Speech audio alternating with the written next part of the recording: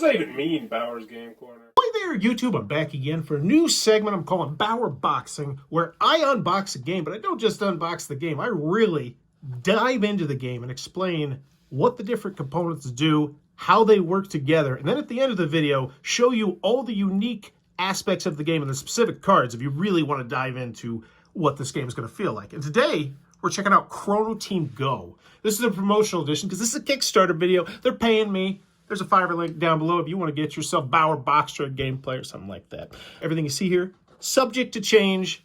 It's a prototype, essentially. But in this game, you're going to be playing a cooperative game where 1 to 4 players are going to be going into the rift, trying to uncover 3 relic cards and escape from the rift. So that's the main synopsis of the game. But let's talk about the different components and really weave in how that works. So each player is going to select one of the characters. And there's these 4 larger cards. And what I like about these is they're double-sided, and one side's male and one side's female. But not only that, they have different special abilities on each side. So essentially there's 8 different special abilities to choose from, which I really appreciate. It always kind of irks me when it's like, cool that there's a male and female on the side, but why not give them different special abilities? You know, that'd be fun. And they did that. I like that, going that extra mile. Now, on here is your power track, aka your health track, which you'll be keeping track of with a cube that will match your color. Pretty standard fare. If you ever get down to 0, you lose the game. Anyone in your team gets down to 0, you lose the game. This is a completely cooperative game, and that is one of the 3 different lose conditions in the game, which we'll explore more a little bit later. So you also are going to have a little tiny meeple. So this meeple is going to be navigating through a rift that you are going to be creating with these square cards down here. So at the beginning of the game, each player is going to take their corresponding color. So there's the yellow, the green, the red, and the blue, based on whatever character you chose. And depending on the number of players, you're going to remove some cards randomly. So if you're playing a 3-player game, you'll remove 3 of them and then put them back in the box. 4-player game, you remove 4, 2-player game, so on and so forth, right? And any colors you're not using can just go back in the box. So if we were playing a 2-player game with yellow and blue, red and green, just back into the box, period. Now, once you have your cards, you're going to look for this card right here. This is called the Rift Gate card. And there's 2 of these in the game. These are the most important cards in the game, arguably, because this is the card that you're going to try and find and then eventually place into your rift. And then you can escape out of the rift if you have your 3 relics. Or if you don't have those yet, you have to delve deeper into the rift, which means everything that was created goes away, and you have to once again start anew, looking for the second rift in the game, placing that, and then hopefully having the 3 relics and being alive, of course, and then you would win the game. But we're getting ahead of ourselves. So once the first rift comes out, all the players in the game are going to go bloop, bloop, to the center of the rift. Now, with your 1 rift out, you're going to take all these cards. These are called the Void Zone cards. These are generally just bad. You see these little saw blades right here? These are bad. You don't like seeing them. I'll explain why a little bit. You're going to take all these cards, including the second Rift Gate, and you're going to mix in those cards with the hero cards that you're using in this game. So since we're playing a 2-player game with yellow and blue, all these would get mixed together. Once they're all shuffled up, each player is going to get 3 of these cards. And since this is a completely cooperative game, you can place them face up, face down, however you want to do it.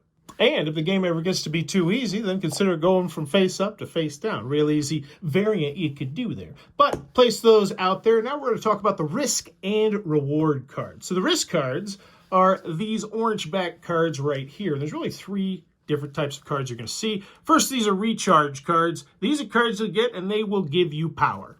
It's pretty simple between, I believe, 1 and 3. And there's only 2 plus 3s. Oh, so rare. There's also 1 special unique card. I imagine they might add more of these in the future. It's just purple. It's its own separate card. But this is the Harmonic Aperture. Draw 3 reward cards. Choose 1 and discard the rest. So this is the best card most likely to find, I would say. But also, a big chunk of relic cards right here. One thing I like about this is all these cards are unique as well. So there's 9 relic cards here. We'll go over all 9 at the end of the video, but 9 of them, and those are what's going to be in the risk cards. So these will all be shuffled up, mixed in, and once again, you're trying to get 3 of those relics and escape from the rift. Now, the other cards you'll see are the red back cards up top here. These are the risk cards. Reward cards, risk cards, you probably guessed these ones are going to be bad. And the majority of these, once again, are kind of like the yin to the yang of the other ones, just lose power. And I imagine there's probably going to be 2 -3 lose powers. Yeah. And that would be another way they could potentially add more difficulty into the game in the future as well. Or you could even house rule the -3s or -4s. But these are really, they're going to probably be the stars of the show when they pop up. Kind of similar to the reward deck as well. And I do count 1, 2, 3, 4, 5, 6, 7, 8, 9 here. So 1 additional, ooh, fancy, 1 extra risk. And we'll go over all of these individually. These will be bad things that happen to you as you're exploring the rift. We'll just read 1 right now. Keep this card. You may not swap zones while Gazer is in play. Discard Gazer if your hero receives 2 or more shock damage. Not being able to move, that kind of sucks. Now, these will be shuffled up as well. And just in the opportunity of fairness, let's take a look at one of these good cards. Probably should do that, just so you get a feel for it. We have the Tent Edge. Yeah, the graphic design. I'm going to mention that. The Edge of Excalibur. You may discard this card to remove an active foe from play. Wow. That's a really interesting one. And I know, I think this might be one of the only ones that has that option to discard it, but that's an interesting choice, right? Like, you might have to do that. Like, the sacrifice, like, oh, it's a relic, but you're going to die. Like, interesting choice, potentially. But those are shuffled, those are ready, and now you're ready to play the game. Now, I also want to take a moment to mention that there will be player reference cards that each player will have as well. Now, I didn't get that one in the promotional version, which stinks, but I'm hoping that the other side also has a lot of useful information. This one, as you can see, though, is super helpful because it tells you what risk and reward cards you're going to draw as you move through the rift. And I might come back and show this a little bit later once you understand that a bit more. Now, on your turn, you are going to do the same things pretty much every turn. So let's go over it. To start your turn, you're going to assess the cards you have in your hand. Because once again, you got cards in your hand. And we're going to say it's the yellow player's hand that we're looking at right now. So we have 2 blue cards, which are our teammates' cards. And we have 1 void zone card. So let's really look at these cards. So the first thing you need to know about each card is how many different paths it gives you. Because another way you could potentially lose the game is if a hero is ever unable to place one of their zone tile cards on a turn. Because if on your turn you are unable to place a zone tile due to the rift's intricate layout, because it's going to grow and grow and grow different every time, then that's one of the 3 different lose conditions. So if you ever get down to 0 health, if you can ever not play one of your cards out on a turn, and I'll just go ahead and tell you the 3rd loss condition right now, and that is if your team just chooses to leave the rift without securing the minimum 3 relics. So you're just like, we just quit, we're done. So those are the 3 different ways to lose the game. Lose all your health, can't play a card, or we're tapping out. So back to what you're actually going to do on your turn, though. So you look at your hand, you assess what you're going to do, and if you want to, you can do what's called a swap action. This means you're going to exchange one of your zone tiles with another player, and immediately after swapping, you must draw and resolve a risk card, though. So it's super useful, but drawing one of those risk cards immediately happens, and bada boom, you lose a power. So unless you got some good healing, it might be an optional action you take a little bit sparingly.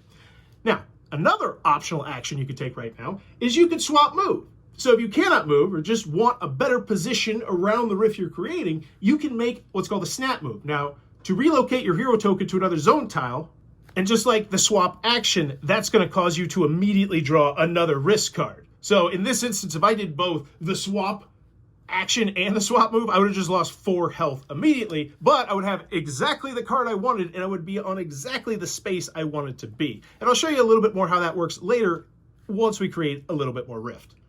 Because the next action that you must do is place a zone tile. So you're going to place one of your zone tiles next to where your hero currently is, making sure it connects properly. Now, at the beginning of the game, that's going to be super simple because it's a wide open board. So we'll just play. Now, as soon as we place that zone tile, but before we move, we're going to find out if we're tuned. And to know if you're tuned, it's really quite simple. You're tuned if the card that you played is the same color that you are, unless you have some other fancy shenanigans potentially going on. Now, once you place that zone card, before you move your person, you're going to check to see if you're tuned. And it's really simple. You're tuned if the card you played is the same color you are. So, since we're yellow, we are not tuned right now. Now, as you move to this spot, you have to look at the symbol that's right here. Now, there's going to be 4 different types of gates that you're going to see. And this is a whole page in the rule booklet that'll tell you how many risk cards you're going to draw, how many reward cards you're going to draw if you don't have to do anything at all. But luckily for you, it's going to be on the back of the handy-dandy player reference card. Nice, neat, simple, easy. Big ups! But now we're finally going to move our character over to that next space. First thing I'm going to do is if there's a feature on the spot, you're going to draw either risk or reward cards, and you'll get more reward cards if you're tuned. The other back side of this card, I'm going to venture to guess, is going to show you what happens when you see the other feature, which is, of course, the Rift, which will trigger the end of the game, or the game continuing on, or you giving up. But we got nothing on our spot right here, so the last thing we do is draw up if we have less than 3 zone tiles in your hand. And be sure to look at your cards as soon as you draw them and tell people what's going on in your hand or play open-handed. Because once you decide to place that final Rift card, potentially final Rift card, you might get killed by the cards in your hand. Because if you do decide that, hey, we're going to end the game, we've got the 3 relic cards we need, we have enough health that we're going to be able to survive snapping to the Rift, because that's also how that works. Once this final Rift gets played, you snap to it. It like sucks all the gravity out of you. You fly to it, which means you have to draw a risk card. But then after that, you have to deal with what's called Void Burn, which means you're going to look at the cards in your hand. You're going to look specifically at the Void Zone cards, and they're going to have numbers potentially on those, and that's how much damage you're going to take. 3 is the largest in the promotional edition, so you want to make sure that that card doesn't get played when you got that in your hand, potentially. But that's the end game. We're right back at the second turn of the game, because after you draw up, it goes to the player on the left, which in our case would be blue, who takes a look at their hand, and they're pretty excited because they have a blue card, so they're going to play that down, and they're going to play it next to them. Now, they could play it over here if they wanted to, but they would have to snap over there, that optional action we talked about, and that just doesn't really feel like a viable thing right now, because it's really easy to place a card. However, it will get progressively more difficult because cards have to line up, as is it with a lot of games like this. So, for instance, this would not be legal, that would be legal. And that seems simple now, but once you really start building this up, the table is going to start filling up and dead ends are going to start popping up. And for all you know, that Rift card might be smack dab at the bottom of the deck. But back to why blue player was excited was because they're going to be tuned in. They're going to play this right here, and they're going to move across this stable gate. It's a really simple system that'll take a second to explain. Pretty much the saw blades are bad. The magnifying glasses are good. You get a bunch of magnifying glass, you get those delicious bonus cards, and the other ones are kind of neutral. And the saw blades, well, they suck no matter what you do to them. Because if you go neutral, you're drawing 1 risk card. If you go powered up, you're drawing nothing. And if you go saw blade, you're drawing 2 risk cards. And now let's take a second to really put some respect on some of these risk cards' names, because these are the foes that you will encounter. We saw where you lost power, but when foes come out, things really can get difficult. So keep this card. You may not swap zones while Taser is in play. Discard Taser if your hero receives 2 or more shock damage. So that really stinks. He's going to stick around until you take damage. Discard all held Chrono Zones, then replenish your zones. Oh, you like the cards in your hand? Oh, too bad. Keep this card. Your hero may not be recharged while Leech is in play. Place 2 recharge points on the Leech to discard it. Ooh, he's going to linger. He's lingering. Lose 1 power for each Void Zone held. Resolve before any other effects. Discard your relic cards, losing 1 power for each. Reshuffle the Guardian and all risk discards back into the risk deck. Draw a zone and either immediately play it, resolving all effects, and gain a reward, or discard it to the bottom of the deck and draw a risk. Immediately snap move to a Void Zone or lose 3 power. Ow. Place Lurcher on a held Chrono Zone. This zone is locked. Place 2 Chrono Zones on the Lurcher to discard it. And don't forget, Chrono Zone cards are your good ones, your color cards that you don't want to lose. Keep this card. While Sentinel is in play, you may not draw zone tiles. When your hand is empty of zone tiles, discard Sentinel and replenish your hand. And now you probably can see why that loss condition of not being able to play a card is a little bit more viable. However, luckily for us, we have two big things helping us out, which will be the relic cards, which we'll explore in a second, which we'll draw randomly from the reward deck. But right from the jump are tuned abilities, because going back to our second turn in the game, the blue player was tuned up, which means they would get their special ability. So let's explore all 8 of the special abilities so you can get a feel for those. So for this specific turn, when tuned, you may peek at the top 3 zone deck tiles, then put them back in any order. And we talked about the discardable Excalibur, this card to remove an active foe from play, but now you may make the snap move without drawing a risk card. Hugely fantastic jetpack. Once per turn, you may peek at the top risk or reward card. Shock damage is reduced to 1 per card. You may make the swap action without drawing a risk card. Stack a hand. When tuned, you may discard 1 zone tile or place it at the bottom of the zone deck. Now moving on to yellow. When tuned and drawing up to your hand size, draw 2 zone tiles, then discard 1. Nice. On entering a tuned zone, if you draw a reward, draw 1 more. Okay, give me them relics. When tuned, you may take and keep the first recharge card found from the discard pile. The recharge cards, once again, are the ones that are going to heal you. Better yet, this character is a healer. So normally you would play this and it would impact yourself. They can play on any hero at any time, then discard to the bottom of the pile. Only 1 recharge can be held at a time, though. On the back of the green, when tuned, all heroes may gain 1 power. If you hold a tuned zone, 1 hero gains an extra 1 power. So the greens are healing. While tuned, shock damage to all heroes is just 1 per card until your next turn, tanking it up. And while tuned until your next turn, you may send 1 drawn risk card to the bottom of its deck. If it's a foe, you may draw a reward. You've banished them! So definitely a different feel for each of the colors. But last, take us home with these different relics and see what we'll be playing with inside the rift. We already talked about the harmonic aperture, which is going to allow you to draw 3 reward cards and choose one. That one's spectacular. Discard to restore 1 hero to full power. Draw and attach 3 zones to this relic. You may play a zone from this relic instead of your hand. Zones used from the relic are not replaced. You may place 2 zone tiles per turn. Discard a chrono zone to restore 1 power to your hero. Restore 2 power if you discard a tuned zone.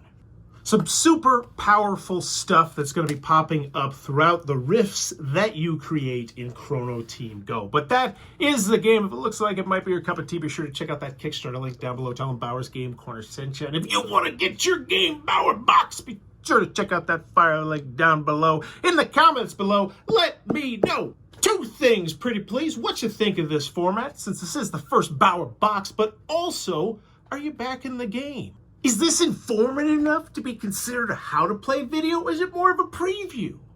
This video is brought to you by all of my amazing Patreon supporters, and I would love it if you would join their ranks and have your name immortalized in the end of many of my videos for the end of time. But consider for only $1 a month, and as always, thanks for stopping by.